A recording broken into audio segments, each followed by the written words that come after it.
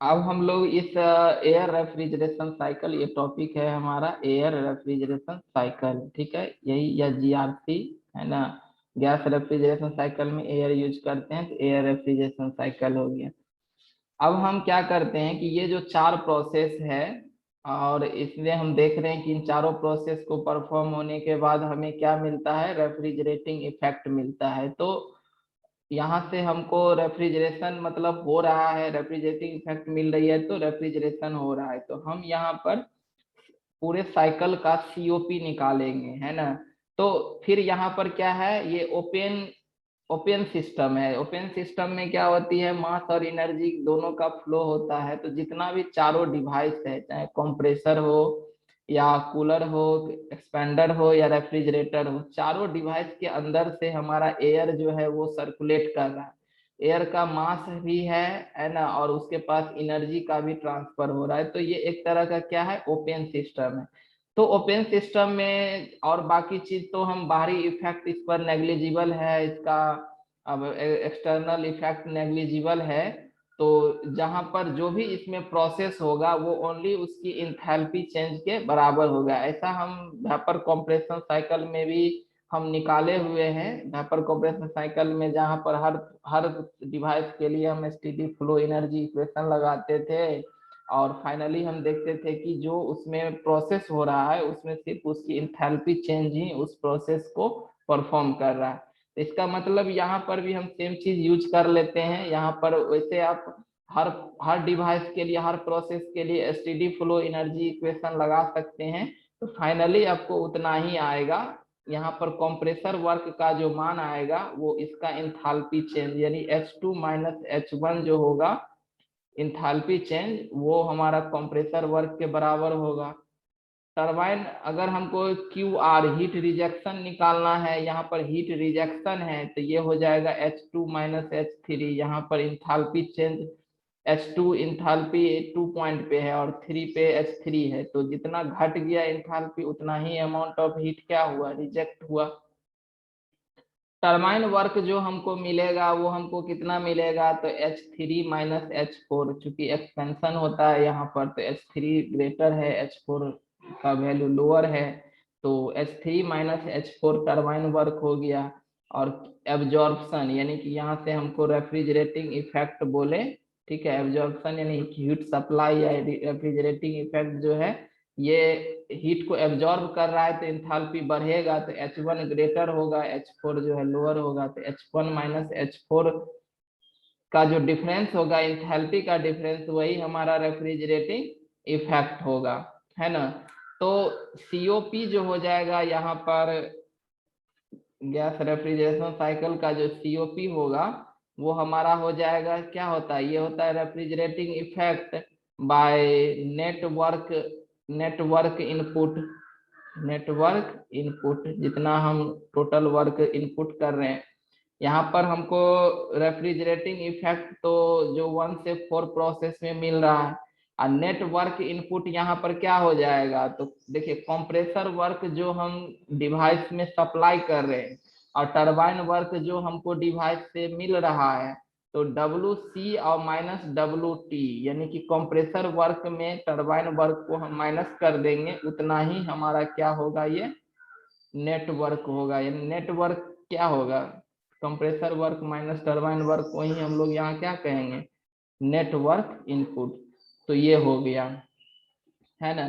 तो अब यहाँ से क्या करते हैं कि इसको रेफ्रिजरेटिंग इफेक्ट है हम लोग का यहाँ पर H1 माइनस H4, तो यहाँ पर क्या हो जाएगा, H1 minus H4 bye compressor work यहाँ पर है H2 माइनस H1, और माइनस जो है टरबाइन वर्क है H3 माइनस H4। ये क्या है, टरबाइन वर्क है ना। तो अब देखिए यहाँ पर H1 माइनस H4 बराबर इंथाल्पी चेंज जो होता है, चेंज इन इंथाल्पी जो होता है वो CP डेल्टा T होता है। यहाँ चूंकि क्या है, ओनली सेंसिबल हीट ट्रांसफर होता है। जैसा कि हम पहले ही बता दिए कि एयर रेफ्रिजरेशन साइकिल में या गैस रेफ्रिजरेशन साइकिल में जो वर्किंग सब्सटेंस है वो है आइडियल गैस। और आइडियल गैस जो होती है उसका में जो हीट की ट्रांसफर है वो सिर्फ सेंसिबल हीट ट्रांसफर है। तो यहाँ पर डेल एच बराबर क्या होगा, सीपी डेल्टा टी। सीपी क्या है, specific heat capacity of ideal gas. तो यहाँ पर सीपी जो है हम एजम्पशंस में ही पहले ही बता दिए कि सीपी जो है थ्रू आउट द साइकिल ये क्या रहेगा, कांस्टेंट वैल्यू रहेगा। ये सीपी ऐसा नहीं है कि हमारा टरबाइन में गया तो सीपी चेंज कर गया या फिर कंप्रेसर में आया तो सीपी चेंज हो गया, तो वो नहीं, CP through out the cycle constant रहेगा। और ये सीपी किसका है, इसको हम कहते हैं specific heat capacity for ideal gas. ये क्या है, आइडियल गैस के लिए है, जो कि आप लोग याद भी किए होंगे कि इसका जनरली वैल्यू होता है वो 1.005 किलो जूल पर केजी। तो ये है सीपी।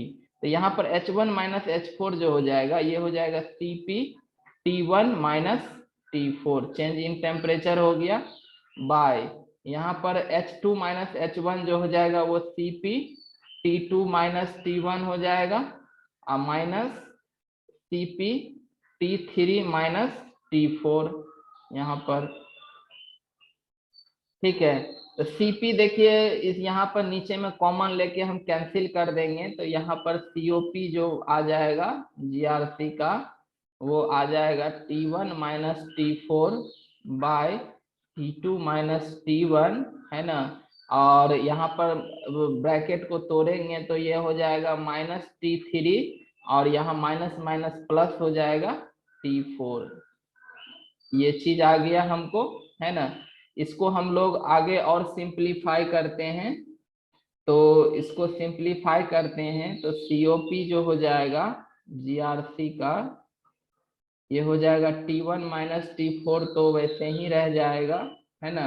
और यहाँ पर हो जाएगा, हम क्या करते हैं T2 माइनस T3 कर लेते हैं। देखिए यहाँ पर चूंकि 2 से 3 एक प्रोसेस है, यहाँ पर 2 से 3 साइकिल पर एक क्या है, प्रोसेस है। तो यहाँ से T2 प्लस में है और T3 माइनस में है, तो T2 माइनस T3 कर लिए, है ना। और फिर यहाँ पर माइनस कॉमन लेंगे तो यहाँ पर हो जाएगा T1 प्लस में आ जाएगा और T4 माइनस में आ जाएगा, है ना।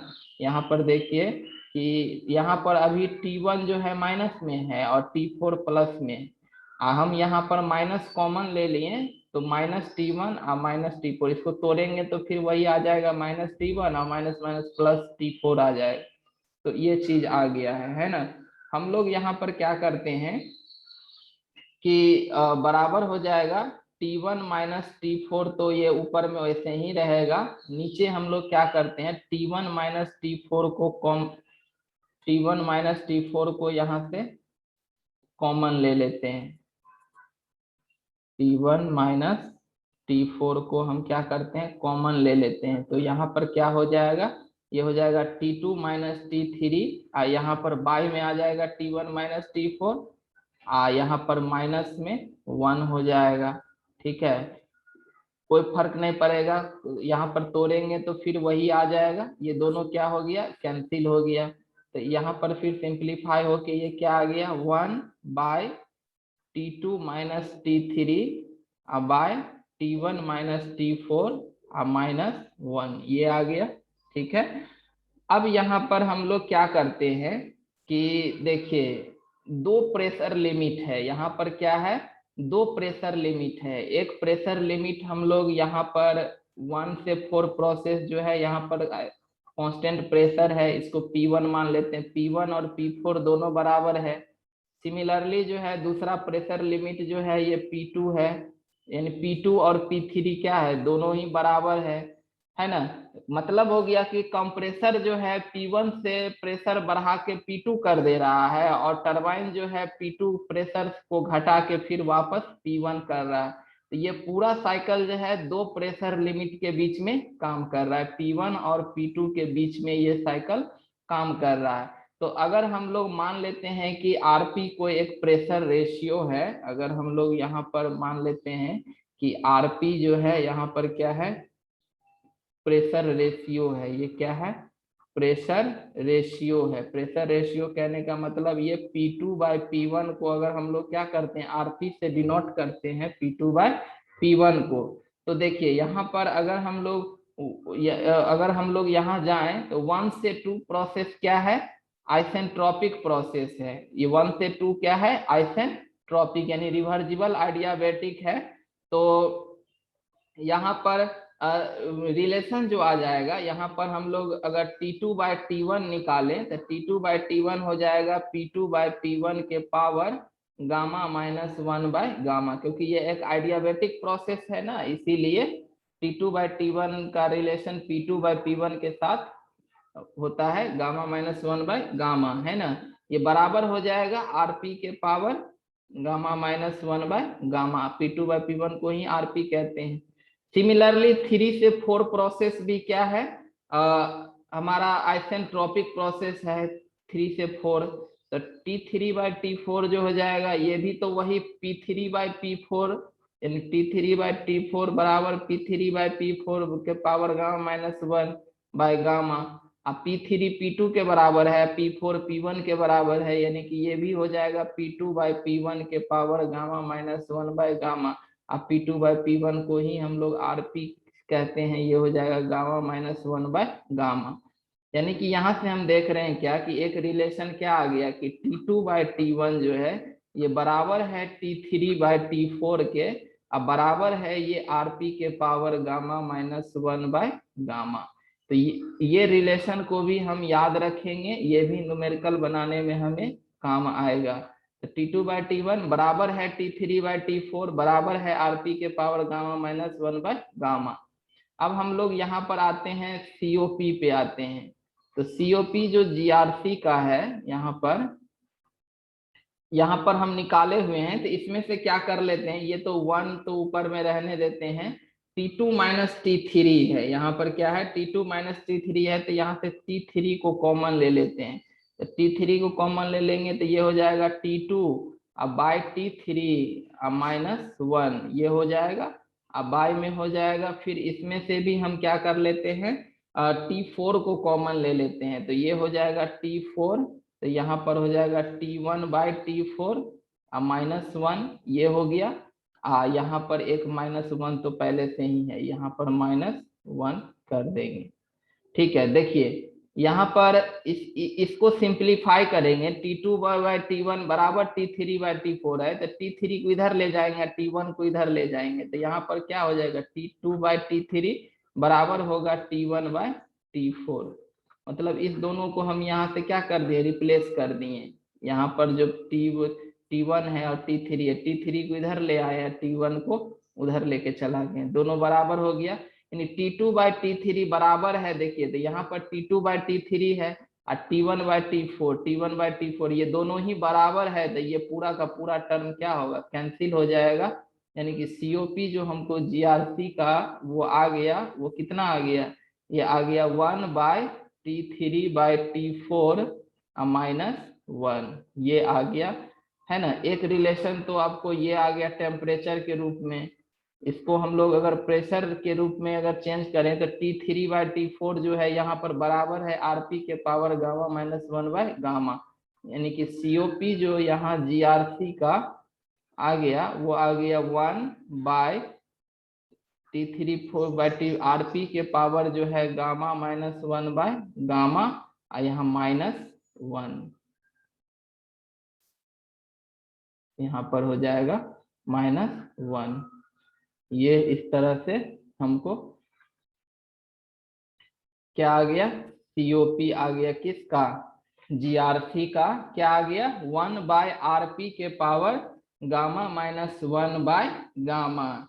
तो यहाँ पर हम क्या देख रहे हैं कि COP जो है GRC का वो किस पे निर्भर कर रहा है, एक तो प्रेशर रेशियो पे निर्भर कर रहा है और दूसरा टर्म जो है गामा पे निर्भर कर रहा है। बस यही दो वैल्यू पे वो क्या कर रहा है, निर्भर कर रहा है। तो ये COP फॉर्मूला का तभी हम यूज करेंगे जब सब प्रोसेस रिवर्जिबल हो और फ्लूइड जो है वो आइडियल गैस हो, तभी हम इसका यूज कर सकते हैं COP GRC का। इस तरह से हम COP का निकालते हैं किसका, एयर रेफ्रिजरेशन साइकिल या गैस रेफ्रिजरेशन साइकिल का। तो ये हो गया, है ना। इसके बाद जो है हम लोग एक अब हमारा नेक्स्ट टॉपिक है isentropic efficiency, efficiency of compression. Compression में आइसेंट्रोपिक इफिशियंसी, तो इसको जैसे कि हम यहाँ से एक टीएस डायग्राम यूज करते हैं, ठीक है। ये टीएस डायग्राम हो गया, और टीएस डायग्राम में इस तरह से हम लोग टीएस डायग्राम बनाते हैं। ये है, ये हमारा 1 प्रोसेस है, 2 है, 3 है, 4 है ना।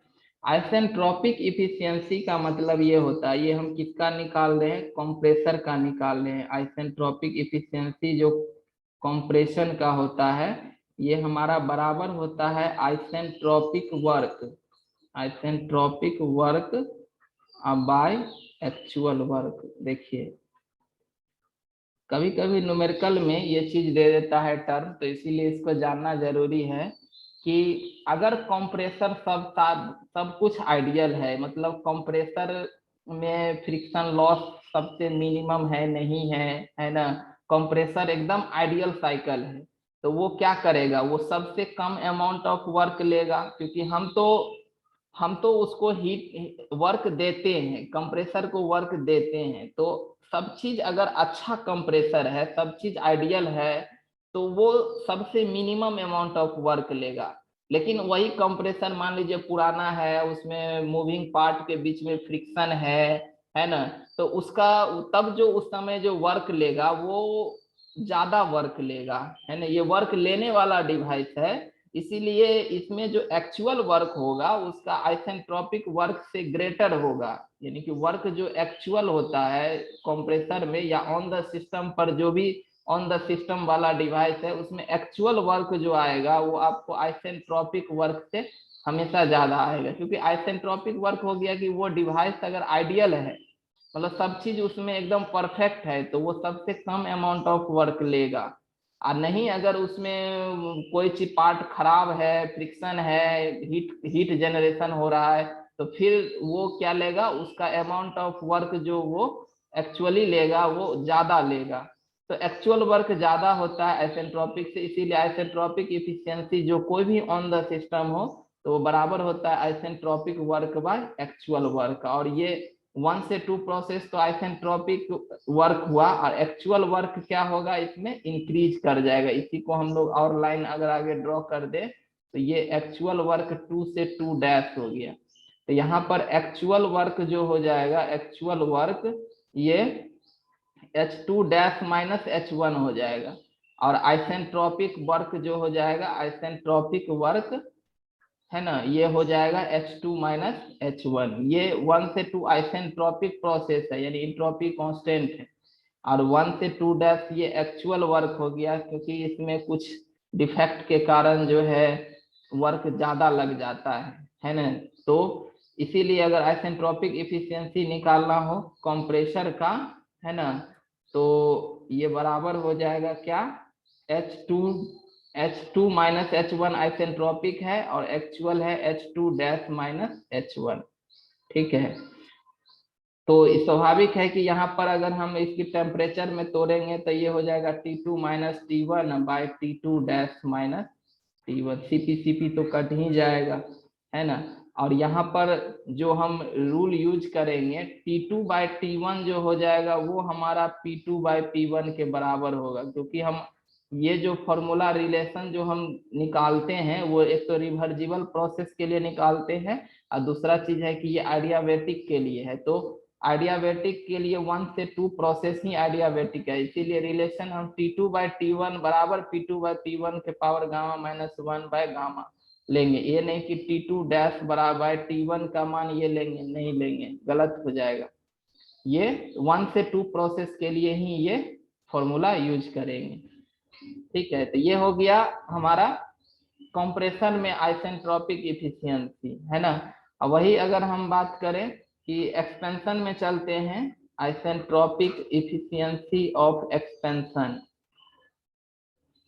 एफिशिएंसी ऑफ टरबाइन या एक्सपेंडर का अगर हम लोग निकालते हैं, इसमें भी हम क्या करते हैं, यहाँ से टीएस डायग्राम को ड्रॉ कर लेते हैं और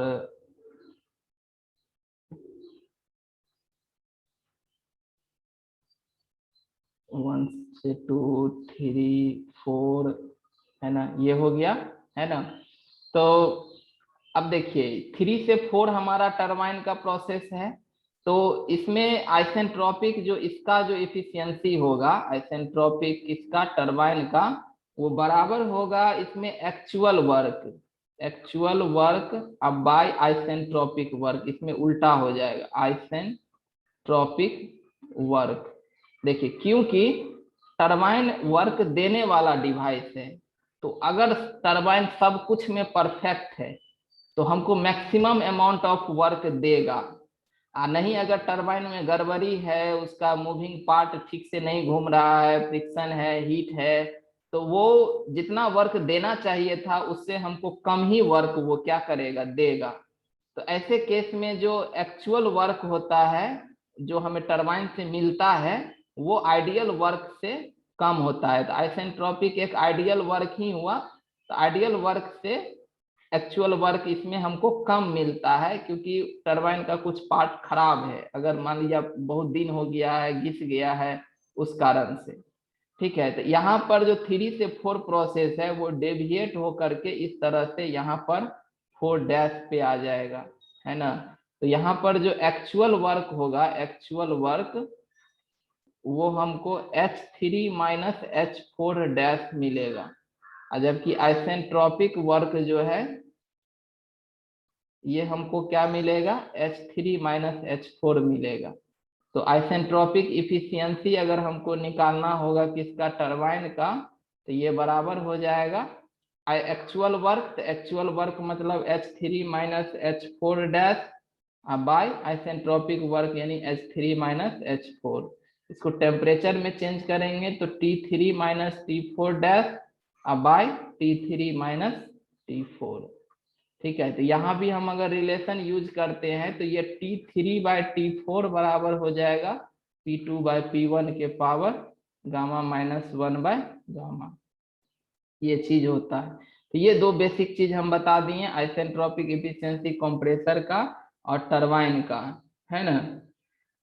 अब देखिए कि अब जीआरसी का जो यूज है, अब हमारा जो गैस रेफ्रिजरेशन साइकिल का जो मोस्टली यूज है, ये आपको यूज होता है एयरक्राफ्ट में। ऐसे भी हम लोग ब्रेटन साइकिल भी यूज करते थे जेट प्लेन को ड्राइव करने के लिए, और यहाँ पर जो जीआरसी है या रिवर्स ब्रेटन साइकिल है, इसका यूज हम लोग करते हैं कहाँ पर, एयरक्राफ्ट रेफ्रिजरेशन में। जो एरोप्लेन में जो रेफ्रिजरेशन होता है वहां पर इसका काफी वाइडली यूज है, इसी का यूज होता है। अब इसका यूज होने का कारण क्या है, तो इसका यूज होने का सबसे पहला कारण ये है कि इसमें जो भी हमको इसका सबसे पहला कारण ये है कि एरोप्लेन हमारा उड़ती है आकाश में, हाई मतलब अल्टीट्यूड पे उड़ती है, तो एरोप्लेन के आसपास जो है एयर अवेलेबल है ना। तो यहाँ पर हमको रेफ्रिजरेंट जो है, जो हम गैस रेफ्रिजरेशन साइकिल में चूंकि रेफ्रिजरेंट भी एयर ही यूज हो रहा है, और उसके लिए हमको अलग से एयर देने की जरूरत नहीं पड़ती है, बल्कि वो खुद उसके प्लेन के अपने चारों तरफ एयर भरा हुआ है, तो उसको रेफ्रिजरेंट आसानी से मिल जाता है। लेकिन सबसे मेन कारण जो एयरक्राफ्ट में यूज होने का है, जीआरसी का यूज जो हम एयरक्राफ्ट में यूज करते हैं, उसका सबसे मेन कारण है इसका लाइट वेट। इसका सबसे बड़ा कारण है लाइट वेट पर टन ऑफ रेफ्रिजरेशन। ठीक है, क्योंकि इसमें जो सिंपल डिवाइस लगा हुआ है, और ये जो एयर रेफ्रिजरेशन जो सिस्टम होता है ये बहुत ही हल्का होता है। ये क्या है, हल्का है, इसका वजन जो है बहुत कम है, और वो एरोप्लेन चूंकि फ्लाई कर रहा है तो हम चाहेंगे कि उसमें जो भी सिस्टम अगर जो भी मतलब पार्ट यूज हो उसका वेट ज्यादा ना हो, क्योंकि वेट अगर सिस्टम का ही वेट ज्यादा हो गया तो वो पैसेंजर को कहाँ से कैरी कर पाएगा। तो जितना मतलब उसका जितना भी पार्ट है, एलिमेंट्स है एरोप्लेन का, अगर सब के सब पार्ट एकदम लाइट वेट वाला मटेरियल से बना हो तो उसका वजन काफी हल्का होगा, वो ज्यादा से ज्यादा क्षमता होगा उसको पैसेंजर या गुड्स को कैरी करने के लिए। तो एयर जीआरसी का यूज करने का सबसे बड़ा कारण है कि लाइट वेट पर टन ऑफ रेफ्रिजरेशन, ये बहुत ही हल्का होता है। ठीक है। और दूसरा कारण वही हो गया कि इस साइकिल में जो है, इस रेफ्रिजरेशन साइकिल में रेफ्रिजरेंट एयर यूज होता है, और एरोप्लेन के पास जब हाई अल्टीट्यूड पे होती है तो वहां पर उसके पास एयर जो है इजिली अवेलेबल है ना, जिसको वो अपना रेफ्रिजरेशन पर्पस के लिए यूज कर लेता है। ठीक है। तीसरा कारण ये है कि देखिए, हमारा मान लीजिए कि ये एरोप्लेन का केबिन है। केबिन मतलब हो गया कि इसी में पैसेंजर सब अपना बैठा हुआ है एरोप्लेन के अंदर से, और हम जानते हैं कि एरोप्लेन पूरी तरह से सील पैक होता है, इसको बाहरी एटमॉस्फेयर से कोई मतलब नहीं होता है। लेकिन जब ये हाई अल्टीट्यूड पे चला जाएगा तो एरोप्लेन का जो बगल का एयर है उसकी डेंसिटी काफी क्या हो जाती है, लोअर हो जाती है। तो लोअर हो जाता है तो हम लोग ऐसा सुनने को भी मिलता है कि अगर हम लोग बहुत ऊंचाई पे चले जाएंगे तो वहां पर एयर का डेंसिटी लो हो जाने के कारण जो पैसेंजर होता है उसको नाक से ब्लीडिंग होने लगता है ना, ब्लड निकल जाता है तुरंत। तो इसके लिए हमारा शरीर जो है वो एडजस्टेबल है कि हम मतलब एटमॉस्फेरिक प्रेशर जो हमारे ग्राउंड पे है वो इतना प्रेशर वो बना रहे। तो केबिन के अंदर भी जो है एयर का प्रेशर जो है जितना हमारा 1 एटमॉस्फेयर के बराबर जो है ये होना चाहिए। अगर ये उतना प्रेशर नहीं है तो फिर इसमें बैठा हुआ पैसेंजर को नाक से ब्लड निकल जाएगा। तो यहाँ पर दो काम होता है, एक तो इसमें कूल एयर का सप्लाई होता है रेफ्रिजरेशन से। रेफ्रिजरेशन जब हम एआरसी यूज करते हैं एरोप्लेन में तो यहाँ पर केबिन के अंदर क्या होता है, कूल एयर सप्लाई होता है। तो कूल एयर सप्लाई होता है तो एक तो केबिन को कूलिंग कूल रहता है इस कारण से, है ना। और दूसरा चीज है कि ये प्रेशर को भी मेंटेन कर लेता है। तो यहाँ पर एआरसी यूज करने से दो मतलब दो फायदा हो गया। एक तो हमको केबिन को हम चाह रहे थे कि केबिन में एसी की तरह चल, तो केबिन में एसी कहते हैं कि एयर कंडीशन लगा हुआ है, तो दोनों काम कर रहा है। एक तो कूल एयर का सप्लाई हो रहा है तो बैठा हुआ पैसेंजर कंफर्ट महसूस कर रहा है, और दूसरा चीज ये एयर है तो ये केबिन के अंदर के प्रेशर को भी मेंटेन रखता है। इससे हमारा नोज ब्लीडिंग जैसा प्रॉब्लम नहीं होता है। तो एयर रेफ्रिजरेशन सिस्टम यूज करने का अगला कारण ये भी है। उसके बाद जो है एयर, इसके बाद चौथा कारण क्या है, तो चौथा कारण ये है कि मतलब जो एरोप्लेन होती है उसमें पहले से ही एरोप्लेन चलती है गैस टरबाइन से। हम लोग पहले से ही जानते हैं कि जो भी जेट प्लेन होता है वो किससे चलती है, गैस टरबाइन से। और गैस टरबाइन में बड़ा सा कंप्रेसर और टरबाइन पहले से ही लगा हुआ रहता है ना। उसमें कंप्रेसर और टरबाइन क्या होता है, पहले से ही लगा हुआ रहता है ना। तो हालांकि एआरएस में हम क्या करते हैं कि यहाँ पर जो गैस टरबाइन में जो कंप्रेसर यूज हो रहा है वो काफी लार्ज कैपेसिटी का कंप्रेसर है। इसी में से हम एक छोटा सा पाइप निकाल के और एयर रेफ्रिजरेशन में हम लगा लेते हैं, तो यहाँ से कंप्रेसर एयर को कंप्रेस कर रहा है।